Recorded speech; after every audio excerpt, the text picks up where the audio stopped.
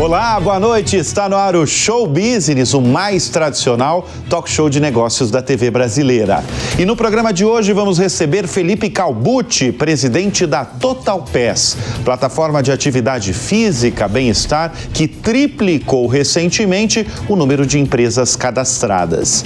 Vamos conversar ainda com Silvina Mirabella, comandante da Essilor Luxótica, a maior fabricante de óculos no mundo, com 200 mil funcionários espalhados em 150 países, dona da Ray-Ban, Oakley, das óticas Carol. Eu sou Bruno Meyer e seja muito bem-vindo ao Show Business que começa em instantes.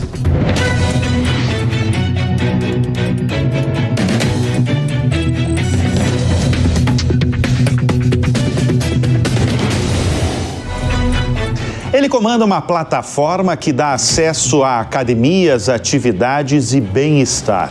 Nos últimos tempos, essa empresa, que começou como uma startup dentro do grupo Smart Fit, triplicou o número de empresas cadastradas e, com isso, atende 15 mil companhias dos mais variados setores do Brasil. Nós vamos conversar neste bloco do Show Business com Felipe Calbucci, presidente da Total Pass. Felipe, obrigado pela presença aqui em nosso estúdio. Vocês representam uma rede formada por mais de 23 mil academias e estúdios parceiros no país. Por que o brasileiro ele tem se interessado, e não só interessado, mas buscado tanto o cuidado com o corpo e também cuidado com a mente? Primeiro, obrigado, Bruno. É uma honra estar aqui com você. E o brasileiro é dos povos que mais está focado em atividade física e bem-estar. E tem alguns motivos bastante claros para isso.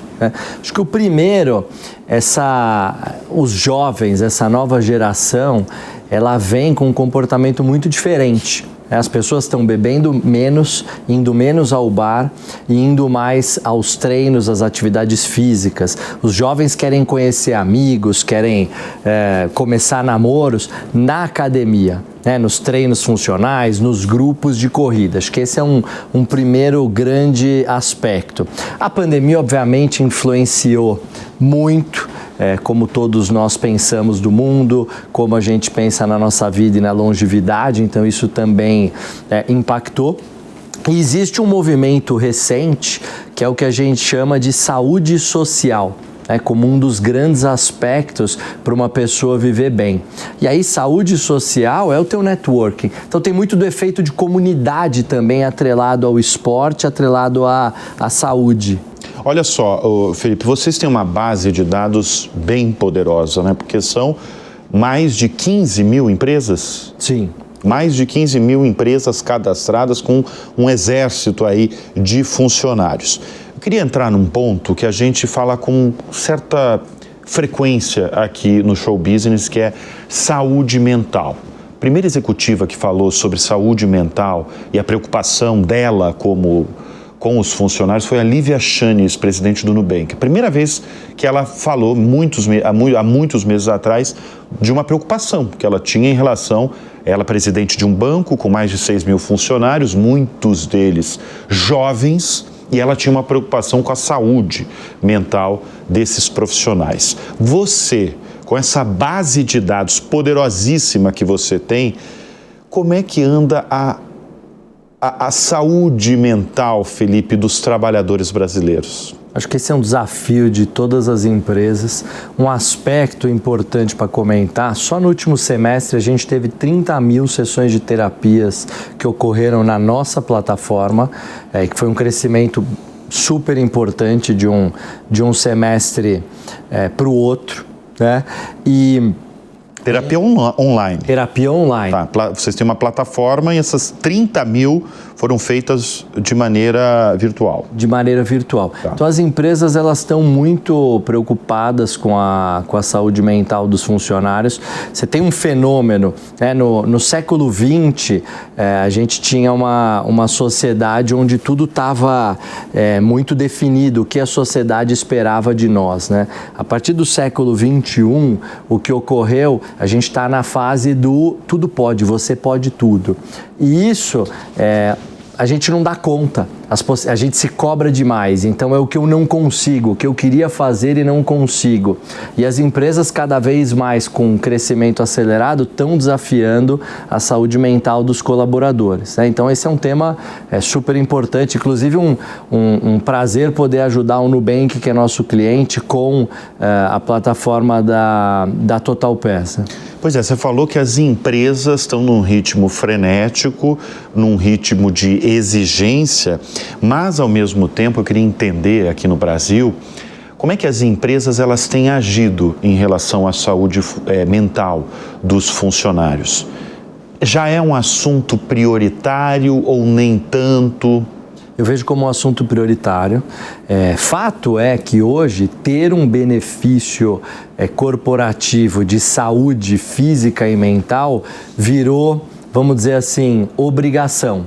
Se uma empresa, quando vai recrutar um executivo, um funcionário, não oferece um benefício, e aí tem TotalPass, obviamente tem outras, não oferece esse tipo de benefício, o funcionário já faz uma avaliação de que, poxa, essa empresa não é bacana no ponto de vista de benefício. Por isso, o crescimento desse setor. É porque também eu fico imaginando que para uma empresa, você ter um funcionário que está sofrendo de ansiedade, enfim, está com um problema de saúde mental mesmo, é oneroso também para a empresa, porque você vai ter que afastar esse funcionário, muitas vezes você vai ter que recrutar outro, e tem uma questão também de satisfação, de deixar os profissionais satisfeitos, né? Então eu imagino que deveria ser uma prioridade hoje das companhias, né? Sim, tem sido, tanto pela essa demanda dos profissionais, mas também pelo que você comentou. Quando a gente treina, medita, faz terapia, o impacto, a causa e efeito de produtividade, de engajamento no dia a dia, ela é notada muito claramente, né? Tem inúmeros casos que comprovam isso. Também tem uma questão de custo para as empresas importante, porque no longo prazo, quando você tem um percentual alto dos seus funcionários praticando atividade física, que está totalmente relacionada à saúde mental e fazendo terapia, cai o número de absenteísmo, cai o uso de plano de saúde, né? As pessoas, esse é um trabalho que as empresas têm feito de prevenção, de saúde às pessoas e não de atacar na doença. O ano passado foi um ano importante aí para vocês, porque eu acho que foi o ano em que vocês conseguiram triplicar o número de empresas cadastradas na plataforma. Teve uma estratégia para esse número aumentar aí em 3 vezes? Porque a empresa ela foi fundada em 2016, foi isso? Sim. 2016. Sim. Por que 2024 é um ano importante para vocês? Foi uma grande virada. 2016 a gente nasce como um departamento dentro do grupo Smart Fit. E em 2000... Foi criada pelo Diogo Corona, né? Sim, foi filho criada... aliás, quero até trazer para a nossa audiência o filho do Edgar Corona, o fundador do grupo Smart Fit, que inclusive esteve meses atrás sentado nessa cadeira aí falando sobre o crescimento. Eu acho que para ele, uma das primeiras perguntas foi a mesma pergunta que eu fiz para você, porque no Brasil tem cada vez aumentado essa preocupação aí do brasileiro de se exercitar e não exercitar só o corpo, mas melhorar a mente também, melhorar a saúde mental. Mas vai lá. Sim. Então, em 2016 foi uma iniciativa do Diogo, nasce como um departamento dentro da Smart. Em 2019, então aí finalmente decide-se que a TotalPass ganharia estrutura de empresa, ganharia todos os departamentos de maneira independente. A gente passa por uma pandemia, e obviamente foi desafiador para todo o setor. E em 2021, pós-IPO do grupo, eu diria que é quando começou um movimento mais forte da empresa. A primeira fase, falando da estratégia e da nossa jornada, eu costumo dizer que a primeira fase da empresa era garantir que nós temos um produto muito bom, o melhor produto do mercado. Então, tinha que trabalhar para aumentar o número de parceiros. Naquela época a gente tinha 2.000 academias e modalidades esportivas e a gente fez uma jornada até 2024, onde a gente atinge no começo de 2024 18.000 e durante 2024 a gente vai para 23.000 e crescendo todo mês. Né? Porque as academias cadastradas não são só do grupo Smart Fit. Perfeito. Tem outras. Tem outras. O grupo Smart Fit tem hoje pouco mais de 1.800 academias na América Latina, 800 no Brasil. Então, quer dizer, das nossas 23.800 são Smart Fit, tem Biorritmo, tem os estúdios, Race Bootcamp, vídeo. E aí que eu quero comentar, você tem essa primeira jornada de ter o melhor produto que é consolidada com a aquisição da Velocity pelo grupo. Então, hoje a Total Pass, ela tem 23.000 academias, 1.500 cidades, 250 modalidades esportivas e um diferencial que só a gente tem, a Smart Fit, a Biorritmo, a Velocity, Race Bootcamp, etc. Então, essa foi a primeira fase da empresa, garantir que temos o melhor produto. Depois, começou a segunda fase, que foi no início de 24 e que foi com a minha chegada, o mandato que o Diogo me deu, o Diogo Edgar, foi, agora a gente vai contar para as empresas essa história. A gente vai fazer com que as empresas entendam que a Total Pass tem o melhor produto. Então, nós saímos com uma estratégia muito forte de marketing, de eventos, equipe de vendas e eu, na minha figura de estar no meio de RH há bastante tempo, a gente começou a contar essa história e a resposta do mercado ela foi incrível, porque a resposta foi: a gente começa com 4.000 clientes, termina o ano com 15.000 e está num pace de mais de 1.000 por mês, para você ter uma ideia agora nesse momento. E agora a gente entrou na terceira fase. Claro que a primeira fase sempre continua, garantir que você tem o melhor produto, garantir que o aplicativo é fácil de usar. Nosso aplicativo atingiu nota 4.9 nas principais lojas. Não para essa questão de contar a história e atender muito bem o RH. Começou a terceira fase. O que é a terceira fase? Contar para o colaborador, ou seja, ali para o B2C, porque a gente é B2B2C, essa história da Total Pass. E aí a gente lançou esse ano nossa primeira grande campanha de marketing, saiu na TV aberta, que tem o mote "Fazer Total Pass faz total sentido".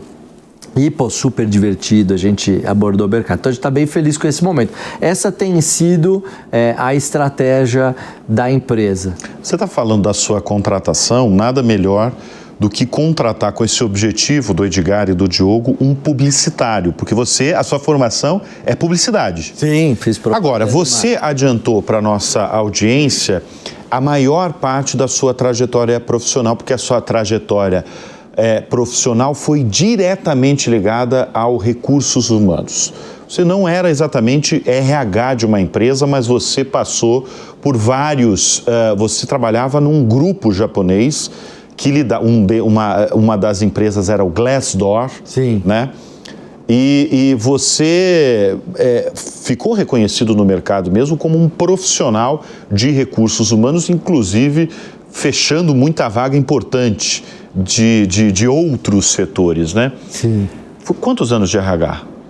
15 anos, pouco mais de 15 anos estando no ambiente de RH, né? Uma passagem de 6 anos na Michael Page como Headhunter, uma passagem de 8 anos no Indeed, que é esse grupo que é do grupo japonês, né? Indeed, empresa americana da Recruit Holdings, Indeed e Glassdoor. Agora a Total Pass, eu também fiquei 3 anos na diretoria executiva da ABRH, Associação Brasileira de RH, capítulo São Paulo. Então eu amo RH, eu tenho uma admiração enorme pelo... Nos últimos anos, você crê que tem uma transformação do RH nas decisões estratégicas de uma companhia? Com certeza, com certeza. Hoje em dia, eu diria que um CEO, ele está sempre com o CFO e com o CHRO do lado. Por quê? Acho que a pandemia trouxe essa luz. Na pandemia, o CEO teve que correr para o RH e falar, me ajuda. E o RH estava à altura da ocasião. E aí provou o seu valor, acho que teve esse movimento. Mas tem uma frase do Simon Sinek, que é um cara que eu sigo muito, que eu admiro, que é assim: 100% dos clientes são pessoas, 100% dos funcionários são pessoas. Se você não entende de pessoas, você não entende de negócios. Então, na minha visão, um CEO hoje, e eu me vejo dessa maneira, o CEO ele tem duas funções: cuidar dos clientes e dos funcionários. E para você cuidar dos funcionários, você tem que estar com o RH bom, forte, empoderado do seu lado. Deixa eu fazer uma pergunta que eu gosto de fazer para quem é experiente na área de recursos humanos. O que um profissional precisa fazer para se dar bem numa entrevista de emprego? Olha, acho que essa é uma pergunta de $1 milhão, né? Mas acho que tem várias coisas. Estar preparado, você pesquisar sobre a empresa, pesquisar sobre a pessoa que está te entrevistando. Hoje em dia você tem ferramentas como o Glassdoor, onde você entende todos os feedbacks dos funcionários sobre a cultura da empresa. Então, fazer um check, porque assim, a entrevista é da empresa para você, mas de você para a empresa. Então, entender se você está alinhado com aquilo que a empresa busca, não só do ponto de vista técnico, comportamental, mas com a jornada da empresa. E demonstrar na entrevista o porquê que você tem paixão por aquilo que a empresa está construindo. Nem tudo são mil maravilhas. A empresa transparente vai dizer para o mercado e para você na entrevista quais são os desafios, onde ela está, o que não está legal e onde ela quer chegar. Então, como é que você genuinamente, verdadeiramente se conecta com o que a empresa quer construir? Acho que aí você ganha o jogo. É muito mais do que, tecnicamente eu atendo a esses requisitos, porque não é isso que as empresas estão procurando. Eu me identifico com o que você quer construir. Não, e eu estou falando especialmente de entrevista de emprego, que é isso que a gente está falando, entrevista presencial até.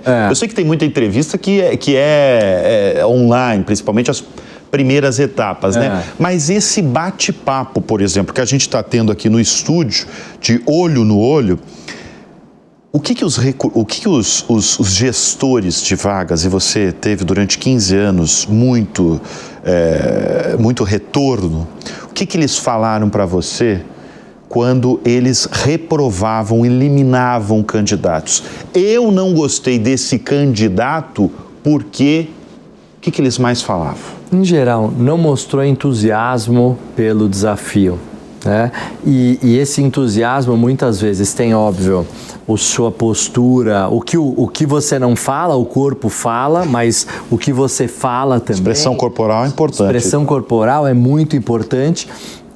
E as perguntas, Eu acho que quem faz pergunta inteligente e curiosa se dá bem em entrevista. Para mim, e até hoje, contratando pessoas que vão reportar para mim, que mata uma entrevista que eu falo, meu Deus do céu, quando eu falo assim, e o que você quer saber sobre a empresa e o desafio? Felipe, eu já passei por 5, 4 entrevistas aqui na empresa, eu não tenho mais nenhuma dúvida. Eu falo, não é possível que não tenha mais nenhuma dúvida, Nem que seja perguntar o que já perguntou para os outros, mas sob a ótica do CEO.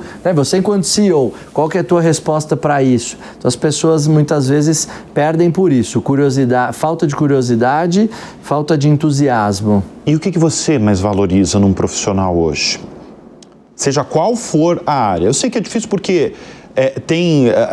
você em determinada área, você vai buscar muitas vezes uma questão técnica, mas se for analisar todas as áreas de uma empresa, o que você mais valoriza num profissional? Olha, eu acho que a questão de ser uma pessoa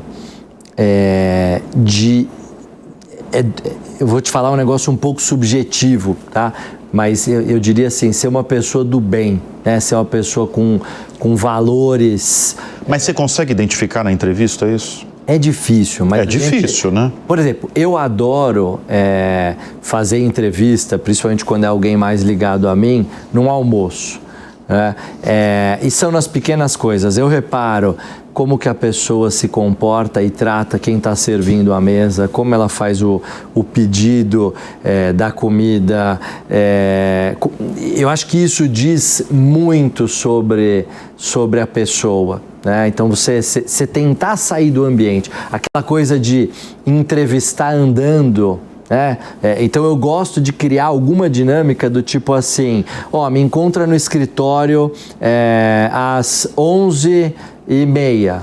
A pessoa entra no escritório, vamos andar pelas baias para eu te mostrar a empresa. Legal, agora vamos juntos, vamos andar aqui 2 quarteirões até o restaurante. Você consegue reparar uma série de comportamentos, se deixou uma pessoa passar na frente ou não deixou, se desviou ou não desviou, como é que tratou todo mundo no trajetória, no restaurante. Então, acho que aí você pega um pouco dos valores. Ô Felipe, a gente estava falando no início dessa conversa sobre uma questão geracional, que de certa forma tem impulsionado o seu negócio e todo o setor. Quer dizer, os mais jovens têm ido mais à academia, os mais jovens têm bebido menos, os mais jovens muitas vezes têm buscado um parceiro, uma parceira dentro de uma academia. Mas agora eu quero entrar num assunto também recorrente aqui no Show Business. Eu faço essa pergunta para muitos executivos, muitos CEOs de empresas. Como as empresas, elas têm lidado com essa nova geração que tem chegado no mercado de trabalho? Olha, você tem um conflito geracional acontecendo. Muito, né? Muito. Todo mundo está falando isso. Porque todo mundo está falando. Passaram-se anos e anos com um tipo similar de profissional. E, de repente, isso mudou. Agora você tem 4 gerações trabalhando juntos na mesma empresa. A minha opinião é que a melhor forma é tratar todo mundo igual. Quando você começa a querer acomodar interesses... porque é mais jovem, vou tratar de certa forma. Exato. Eu acho que é aí que tem um erro. Então, você tem regras muito claras, a cultura da empresa, o que pode e não pode, e isso tem que ser seguido por todos. Agora, na maneira como você engaja as pessoas, nos rituais da empresa, acho que isso muda. A gente tenta, por exemplo, tem o meu grupo de liderados, independente de não serem essa geração da geração mais jovem, somos jovens todos, os líderes da empresa, mas não são as pessoas que estão entrando no mercado de trabalho, tem gostos e formas de se conectar muito diferentes. Então, todo mês a gente faz um encontro dos meus liderados. Tem gente que prefere jantar. Então a gente faz um jantar, mas no outro mês não é jantar, a gente vai jogar beach tênis, No outro mês não, no outro mês a gente vai tentar fazer lá um exercício, um escape e por aí vai. Então você tem que tentar ter uma variedade de maneiras de engajar as pessoas, que o que tocou um mês e o outro menos, no outro mês você equilibrou. Deixa eu voltar a falar do negócio de vocês. O grupo Smart Fit comprou a Velocity, das Bike Indoors, Que é um sucesso também, das bikes com muita música, as pessoas postando nas redes sociais. O que representou essa compra para vocês? Para nós foi um turning point, foi realmente um momento de virada. A Velocity tem os Velovers, Tem realmente uma comunidade. Eu, por exemplo, há muito tempo faço Velocity. Eu ia perguntar já para você, isso é uma das próximas perguntas que eu ia fazer. Qual que é o seu treino, Felipe? Eu vou te falar. E são vários, mas a Velocity, a primeira coisa foi o seguinte: quando a gente analisa um benefício corporativo, a gente tem que entender dentro de uma empresa que tem públicos diversos.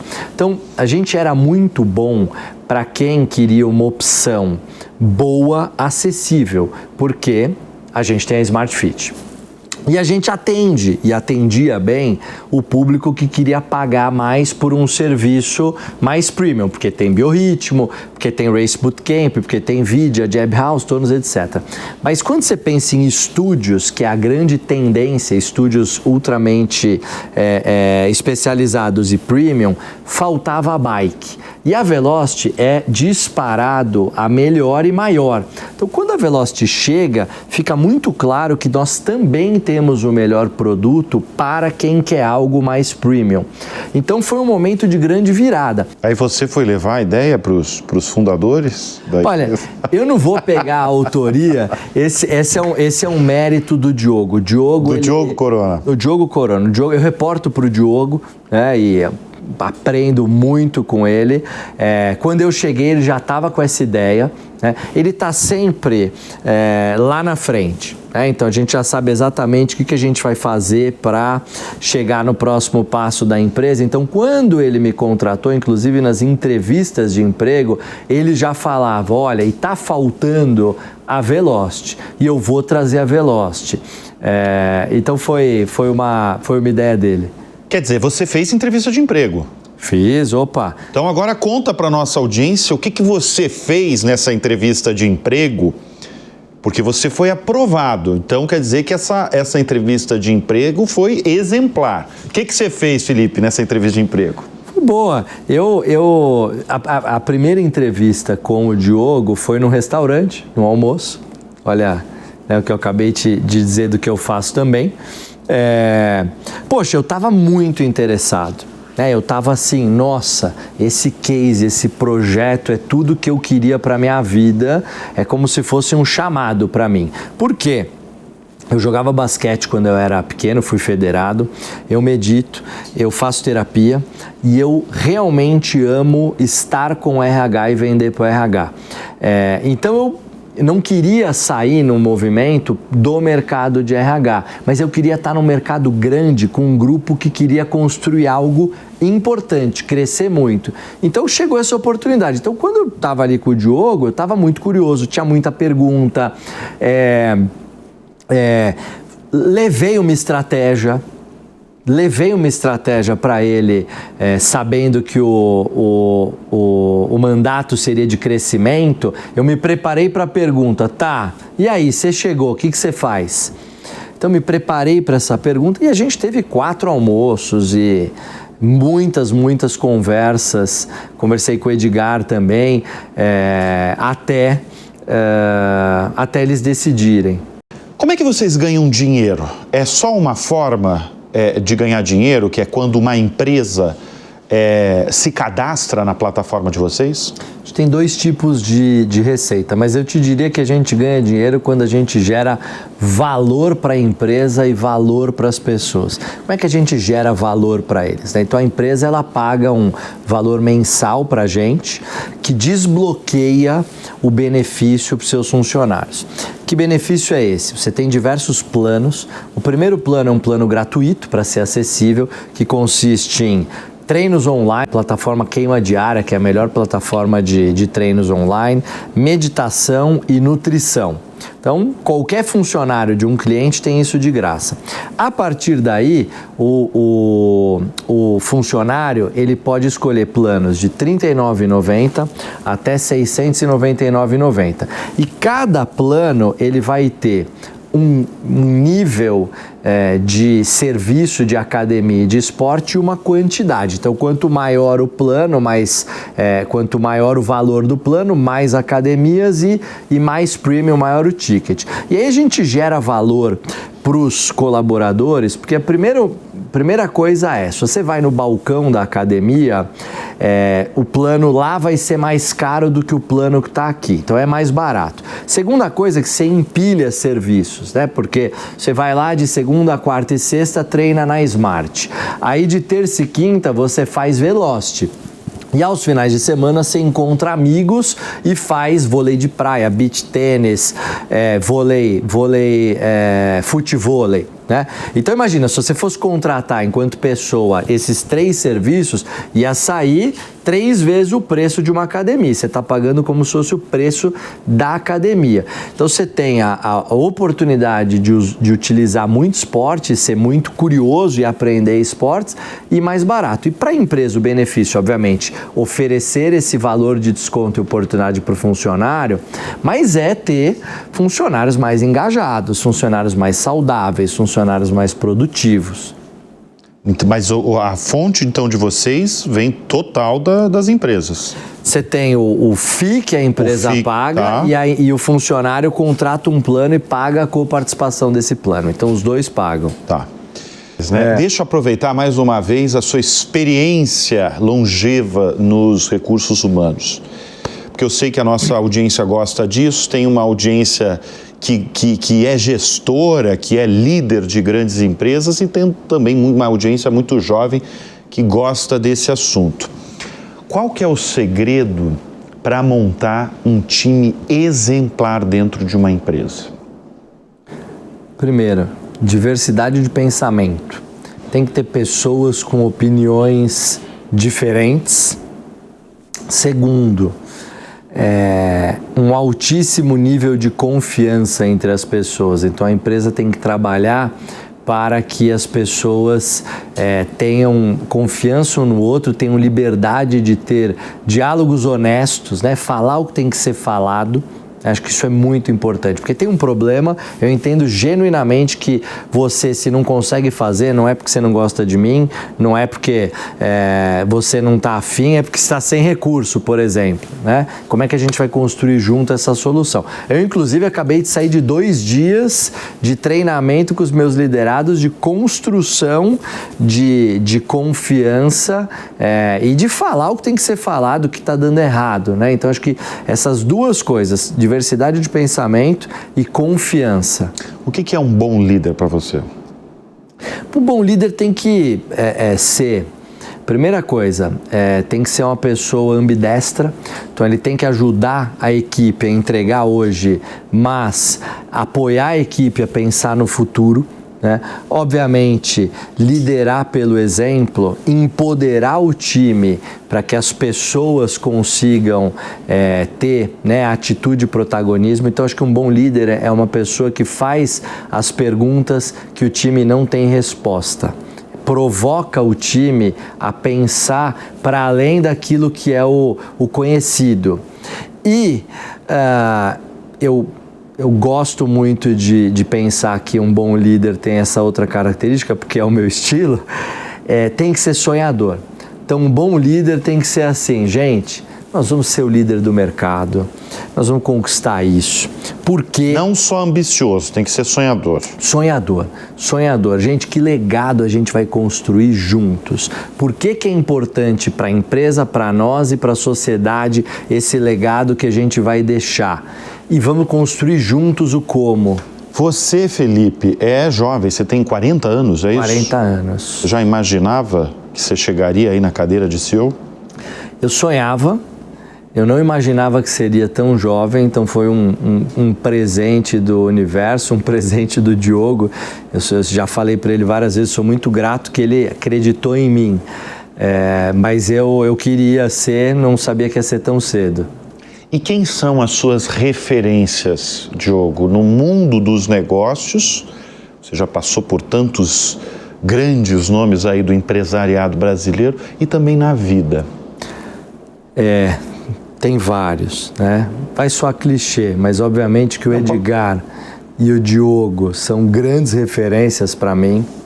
Eu faço um MBA por dia com eles dois e com toda a diretoria do grupo, tá? Tem gente competente assim, eu admiro demais todos ali, mas obviamente que o Edgar criou o setor, o Diogo é um cara inteligentíssimo e estratégico, então obviamente eles dois, mas eu admiro muito o Marcelo Noronha do Bradesco, o presidente do Bradesco, um cara simpático, simples, está transformando a organização, é um cara incrível. O Eduardo Gouveia, que foi CEO da Alelo, da Cielo, da Livelo, é uma pessoa que acho que ele tem uma presença, ele é muito querido pelos funcionários, mas tem as conversas difíceis. E assim, não podia deixar de falar, acho que uma grande referência para mim na vida é meu pai.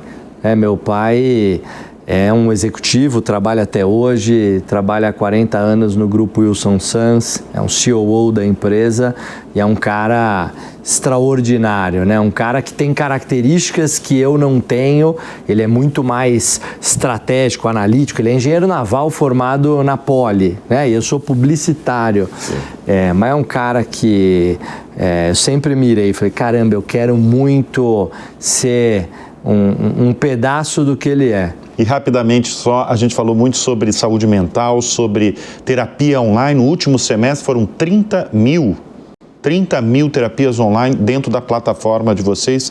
É um crescimento. Qual que é a maior demanda dessas pessoas, em geral, que procuram a terapia online?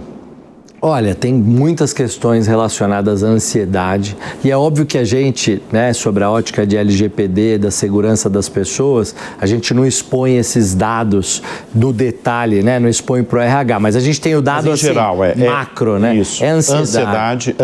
Ansiedade acho que é o principal fator que a gente vê no mercado. Muito bem. Tomara que mude, né, Felipe?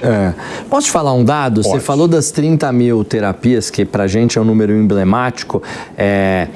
Saúde mental e terapia é muito importante, está no nosso ecossistema, mas obviamente o nosso produto primário é a saúde física.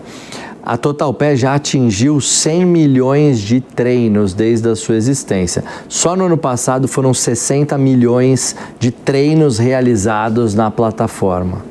60 milhões? 60 milhões. A gente chama isso de check-in. O que é check-in? Quando um usuário, um colaborador que tem a TotalPass, ele vai até um estabelecimento e faz o check-in, entra e faz seu treino, joga golfe, wakeboard, tem de tudo. 60 milhões ano passado, 100 milhões desde que a gente foi criado. Muito bem. Números robustos vindo diretamente do presidente, do CEO da TotalPass. A gente conversou com o Felipe Calbucci. Obrigado pela presença aqui no programa. Eu que agradeço. Obrigado, Bruno. E olha, o Show Business vai dar uma breve pausa e volta em instantes.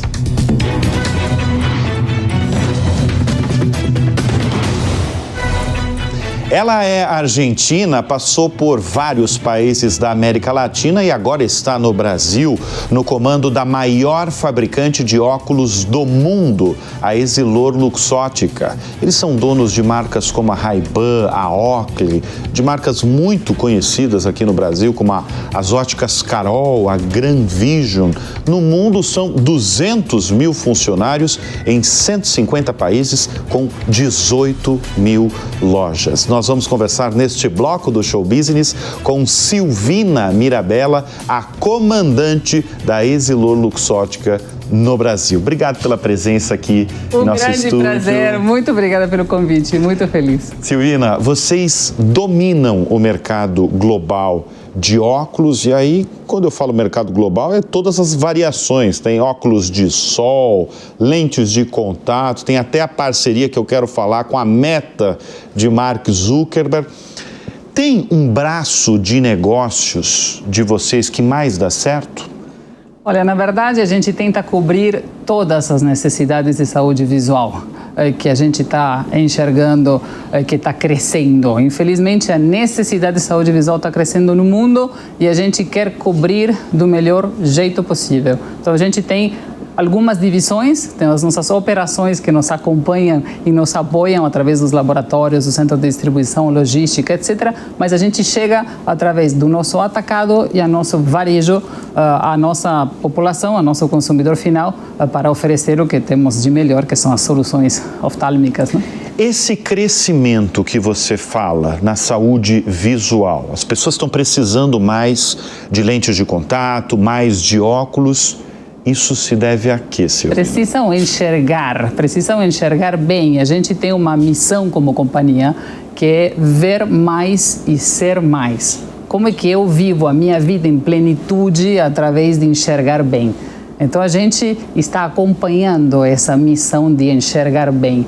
E as pessoas estão precisando cada vez mais um pouco pelo envelhecimento da população, não? À medida que vamos envelhecendo, vai chegando a presbiopia, uma coisa normal, a famosa vista cansada, e também porque a vida das crianças e dos jovens é diferente da vida que talvez estávamos acostumados a ter nós, o uso de telas, muito uso de telas, que é diferente do que a gente estava acostumado. Isso cria um aumento de necessidade de miopia infantil, miopia básica, que faz com que as nossas crianças possam desenvolver um percurso escolástico clássico e possam viver a vida em plenitude. Não? Quer dizer, o uso excessivo de telas, como a gente vive, como o planeta vive, é muito ruim para a visão. E essa é a principal causa aí desse crescimento? Desse crescimento, junto com o envelhecimento da população. Mas a gente tem que estar muito atento a esses sinais de vista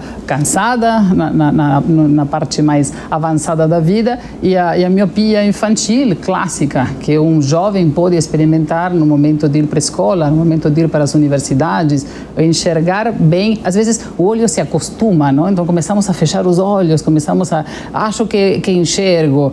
Uma visita ao oftalmologista por ano, aconselhada, resolve de algum jeito, não? Porque identificamos cedo essa necessidade de correção e a gente coloca à disposição todas as nossas soluções. Você estava me falando antes das gravações de um problema global, mas de um problema especificamente brasileiro em relação às crianças, né? Que você chega numa escola e você vê um número cada vez maior de crianças, às vezes diagnosticadas com problemas que não são os problemas que elas são diagnosticadas, e quando você vai na origem do problema, é porque ela não está enxergando direito. Não enxerga direito, não enxerga direito, sim. Então é importante que os pais possam levar os filhos para uma visita de oftalmologista para ver se estão enxergando bem e se estão fazendo esse percurso escolástico correto. Outra vez, enxergar muda, não tudo. Então estamos com essa missão, muito focados em oferecer as soluções e o que temos de melhor para fazer com que as nossas populações se enxerguem. Como eu apresentei vocês estão presentes em 150 países. Isso. O que o Brasil e a América Latina, especificamente, representa para os negócios da companhia? É uma companhia italiana, nasceu na Itália, e franco-suíça. Franco-italiana, na verdade. Franco-italiano, Luxottica nasce na Itália, 1961, com o grande gênio Leonardo Del Vecchio, que começa a fazer peças de armações para depois fazer uma coleção inteira e começa a crescer através das marcas de licença e as marcas próprias, porque compra Ray-Ban, compra Oakley, chegam as marcas próprias junto com as licenças e junta-se com Essilor, que finais de 1800, também com óticos franceses, desenvolvem e desenham e distribuem lentes. Então, quem produzia armações, quem produzia lentes, e Essilor Luxottica nasce para oferecer soluções completas, não? Óculos completos. E qual é o tamanho da nossa região? É importante, muito importante. Está crescendo muito. Nos últimos anos, a gente vem crescendo 2 dígitos amplos. Por isso que a gente está falando, pela necessidade de saúde visual crescente das pessoas e pelo fato de a gente estar se aproximando a eles, estar presente nos territórios onde as pessoas precisam. E isso é um trabalho conjunto entre a divisão de atacado, através dos nossos óticos independentes, que trabalham fantástico e desenvolvem muito bem esse trabalho, e através do nosso varejo, com as nossas franquias, com os nossos franqueados, com as nossas lojas próprias. Então a gente chega e tenta chegar e nos aproximarmos dessas pessoas, né? Você falou a palavra que eu já ia introduzir agora. Você falou os franqueados. Vocês têm 400 franqueados no Brasil, que representam quantas lojas? 1.500. 1.500 lojas, isso em todas as regiões brasileiras? Em todas as regiões brasileiras. Estamos orgulhosamente todas as regiões. Em todas as regiões do Brasil. Muito felizes de estar. Por que o modelo de franquia é tão importante para vocês? Para tentar chegar mais rápido as pessoas que precisam. Na verdade, a gente tem também lojas próprias. Tem loja aqui no Brasil? Tem, aqui no Brasil. A gente tem 170 lojas próprias.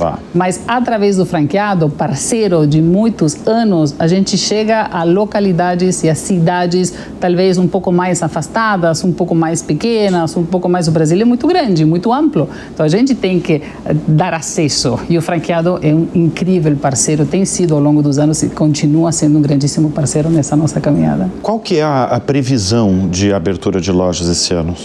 Olha, mais ou menos a gente abre uns 100, 120, 130 lojas ano. Ano? Sim. Brasil? Brasil, só Brasil, exato. Mas esse ano vocês vão manter essa previsão de vocês? Estamos trabalhando para isso, sim, a gente está abrindo. Todos os meses abrimos através dos nossos parceiros e também das lojas próprias em localidades, em cidades onde precisamos, não? Deixa eu falar aqui de um negócio global e que eu já falei aqui nos programas envolvendo vocês, porque a Meta de Mark Zuckerberg tem uma parceria com vocês, uma parceria robusta e de longo prazo para desenvolver óculos inteligentes da marca Ray-Ban. Como é que funciona essa parceria? Porque eu, inclusive, contei aqui nos programas da Jovem Pan, eu não tive acesso ao óculos dessa parceria, mas eu sei que eles têm câmeras nas armações, eles permitem transmissões ao vivo no Facebook, no Instagram, do que está sendo visto pelo usuário. Ou seja, se eu tivesse com óculos neste momento, essa câmera estaria... Eu estou olhando para a minha convidada, estou olhando para a Silvina, ela estaria registrando, poderia estar colocando agora no meu Instagram. E, além disso, tem outras funcionalidades, né? Integrado ao assistente de AI da Meta, né? Me conta aí dessa parceria. É uma parceria maravilhosa, uma parceria que aponta justamente a tecnologia e ao futuro e a evolução dos tempos e como uma armação pode virar um instrumento do dia a dia e ter outras funcionalidades, além de nos fazer enxergar bem, porque nos faz enxergar bem, mas também nos permite tirar foto, compartilhar vídeo, interagir. Hey Meta, me conta o que eu estou enxergando e tira uma foto e fala do que está enxergando. Esse quadro aí é uma coisa interessantíssima, é um caminho ao futuro, é uma evolução contínua. E a gente também, faz pouco tempo, lançou na Europa e nos Estados Unidos, e esperamos também lançar daqui a pouco aqui no Brasil, Nuance Áudio, que é um device que permite também ouvir melhor. Dentro da arte, você aumenta o som de quem está falando. Se eu estou olhando para você, a sua fala faz um som maior para que eu possa enxergar melhor. Então, não somente um aparelho que permite enxergar, mas também ouvir melhor. Olha a tecnologia, olha todas as coisas que uma armação pode fazer na evolução, né? Podemos construir juntos. É impressionante. Agora, voltando só nos óculos inteligentes da Meta com vocês, da Ray-Ban, eles tiveram um retorno bom de vendas mesmo? Sim, agora no Brasil ainda não está disponível. Não está disponível no Brasil? Não ainda, falta pouco. Sim, falta muito, Esse ano? Falta pouco. Esse ano? Não posso dar spoiler, não posso dar spoiler, mas daqui a pouco a gente vai ter. Vamos ter gente nas ruas aí com câmera com câmera no Sim, óculos. Tem luz também para a questão de, sim, quando você tira uma foto tem uma luz também para a privacidade, não? Porque senão, obviamente, você está gravando uma coisa. Então quando você está andando na rua e a câmera está gravando... Tem uma luz. Tem uma luz que identifica. Para identificar, sim, que você está gravando. Exatamente, tem essa questão de privacidade. Já pensou se eu estiver gravando você nem faz nem ideia? É um problema, né, Silvia? Exato. Mas para os jovens, quando você vai a um concerto, quando você vai, não tem que tirar o telefone, você clica e grava. E está chegando daqui a pouco, estamos trabalhando para isso. Tecnologia também chegando. Olha só, Silvina, vocês têm um centro de desenvolvimento em Campinas, que é pertinho da capital, né, de São Paulo. Como é que funciona esse centro? É uma fábrica. É uma fábrica? Na verdade, a gente tem um centro de desenho das armações que vão ser vendidas aqui no Brasil. A gente desenha coleções específicas que também se vendem no Brasil, além da coleção internacional, logicamente. E a gente produz aqui no Brasil para o mercado brasileiro, América Latina e o mundo todo.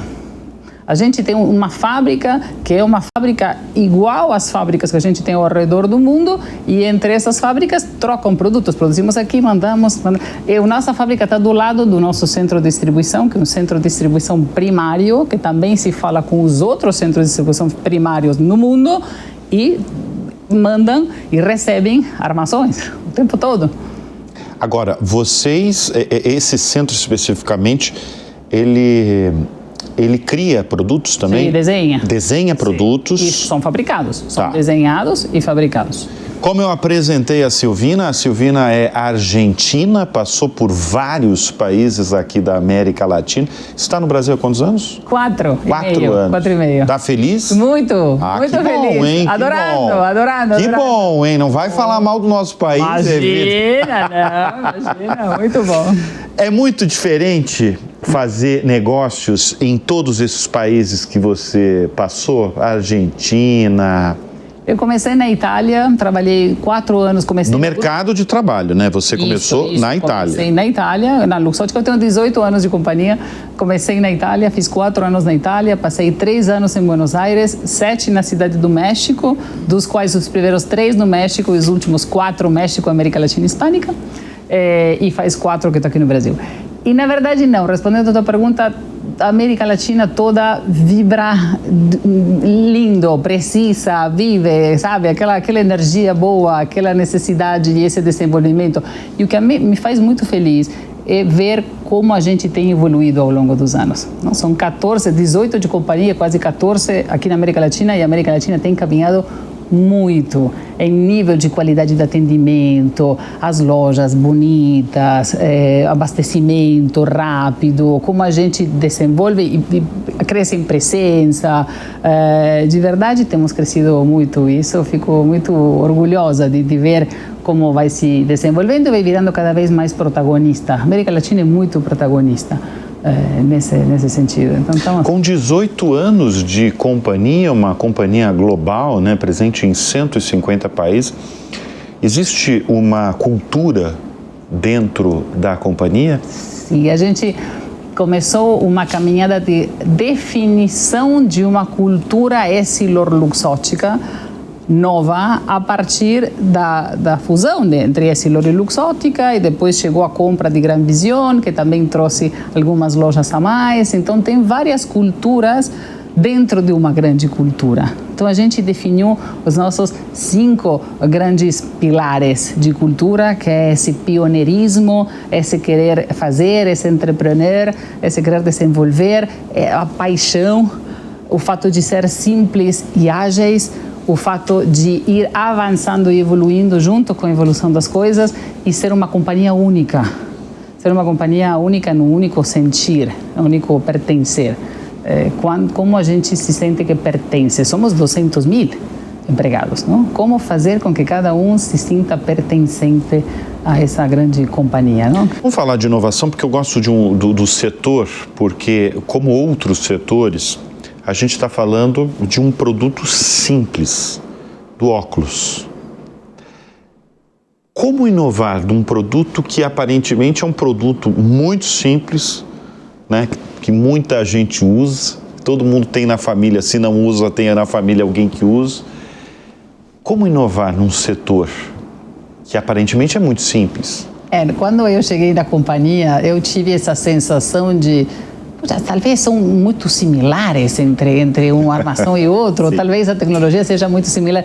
Na verdade, ou só mudar o design, né? Ou só mudar o design. Olha, na verdade não, porque tem mudança de materiais, tem metal, tem acetato, tem injetado, tem diferenças significativas no material e tem diferenças enormes nas lentes, no que a lente pode proporcionar. Além de ser uma lente para corrigir visão de longe e visão de perto, ou, enfim, astigmatismo, tem graus de adaptação, corredores, como eu me adapto, qual é a minha melhor solução em base ao uso que eu faço e ao meu estilo de vida. Se eu tenho uma vida ativa, se eu tenho uma vida mais de escritório, se eu tenho uma vida mais de dentro, de fora, se eu tenho que ter uma lente que escurece quando eu vou fora e esclarece quando eu vou dentro, então uma lente que transiciona, tem muitas diferenças. E a arte do nosso consultor, do nosso vendedor de loja é, sabendo o que a gente tem aqui na parede e o que temos para oferecer,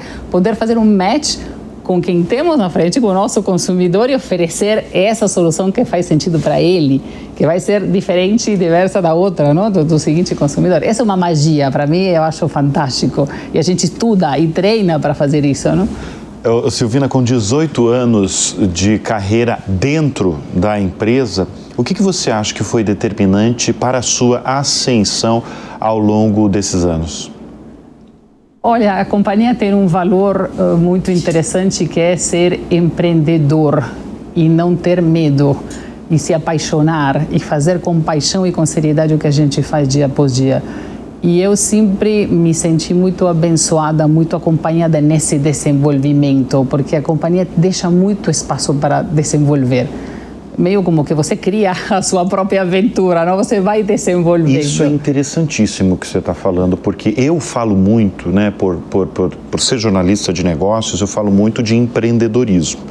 Quando a gente fala de empreendedorismo, boa parte das pessoas pensam em criar um negócio, em criar uma nova empresa, ter uma ideia, ver a dor da necessidade de uma parcela da população criar algum negócio de fato, e pouquíssimo se fala sobre empreender internamente. Você ser empregado, você ser funcionário, colaborador de uma empresa e você empreender dentro de uma empresa. Por isso é importante você falar disso. E se sentir empreendedor dentro de uma multinacional, porque alguém poderia pensar, poxa, uma multinacional está tudo prefixado, está tudo, não, by the book, engessado. É. Não. Como é que é empreender dentro de uma empresa? Decidir os caminhos, como chegar onde queremos chegar. Óbvio, decidimos juntos, tem uma troca com a Itália constante, lógico, mas eu sempre senti muito um folho em branco para poder desenhar esse desenvolvimento. Confio em você, eu sei que você está indo no caminho certo, vamos juntos, você me fala como. E aí você achar os caminhos. Não tem engessado, tem regras, padrões, óbvio, mas dentro desses uma grande liberdade para ir construindo. E essa coisa maravilhosa que eu continuo sentindo na América Latina nesse desenvolvimento que falávamos antes, né? Quantos anos em cargos de liderança? Quase 20. Quase 20? Sim, mais ou menos. Em algum momento, em algum desses países que você passou, alguma vez você foi menosprezada por ser mulher no cargo de presidente? Um pouco, às vezes, um pouco sim. Alguns clientes que falam, mas eu prefiro falar com seu diretor comercial, porque entre homens a gente se entende. Falou? Você já ouviu isso? Sim, às vezes sim. Às vezes sim. Você tem que escolher algumas batalhas. É uma mudança cultural que a gente vamos experimentando, não? E se ele, nesse momento, eu falei, não, tá tudo bem, você fala com ele, não tem problema. Tanto eu sabia que o diretor comercial ia vir voltar comigo para me pedir autorização. Pois ele ia fazer o que adianta? Mas não adianta. Exatamente, vai rodar porque ele vai falar com você, né? Total, mas eu entendi que era uma coisa para ele difícil de digerir ainda. Então eu falei, vamos deixar ele fazer esse percurso. Qual foi o país dessa frase? Ai, não vou spoilerar. Mas a América Latina às vezes tem esse. A América Latina tem? A América tem um pouquinho. É uma construção, é um caminho que a gente está fazendo. Eu fico feliz que estamos evoluindo. Silvina, quem são as suas referências no mundo dos negócios, na vida? Os grandes empreendedores. Essa é uma companhia também de empreendedores, não? Como eu te contava, um Leonardo Del Vecchio que começa a fazer peças e faz pecinhas para depois construir um império que nem construiu. E assim vários empreendedores. Aqui no Brasil também tem várias histórias de sucesso, de esforço, de trabalho. Eu me criei com essa cultura de esforço, de estudo, de que as coisas vão saindo com empenho, não? Com esforço. E gosto muito dessas histórias. E temos muitas histórias dessas. Tem muita diferença nas histórias de empreendedores brasileiros com a de outros países? Ou, no fundo, toda essa turma de empreendedores que você admira no fundo, tem uma alma universal aí de empreendedor. Olha, os da América Latina, no mundo inteiro, mas os da América Latina têm um master em soluções de problemas e assuntos, não? Porque como acontece tudo, não? Temos essa habilidade de lidar com diferentes questões. Então, isso é muito interessante ver, não? Naqueles países onde não acontece nada ou acontece pouco, talvez se desenvolve menos essa criatividade. A gente tem uma criatividade ampla porque ouvimos tanta coisa que isso é admirável, né? Como o empreendedor da América Latina ou do mundo em geral se autorresolve, se vai evoluindo, não? Excelente definição, hein? Somos criativos porque temos que aprender na marra a ser criativo. Temos que ser, viramos criativos, Viramos, na obrigação. E se fala que os grandes diretores de vez são os mais criativos porque tem esse percurso, não tem essa escola. Muito bem, adorei, viu? Silvina Mirabella, a gente fez um bloco delicioso com a comandante da Essilor Luxótica no Brasil, a Silvina Mirabella. Obrigado mais uma vez pela presença aqui em nosso Prazer, obrigada pelo convite, muito feliz de estar com você. E olha, o Show Business vai ficando por aqui, eu agradeço sempre a sua confiança, a sua audiência, a gente volta na próxima semana. Até lá, tchau!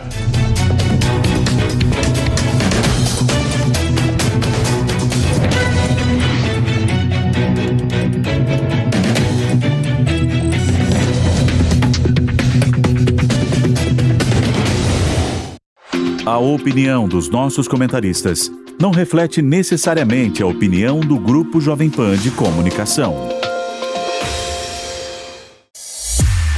Realização Jovem Pan News.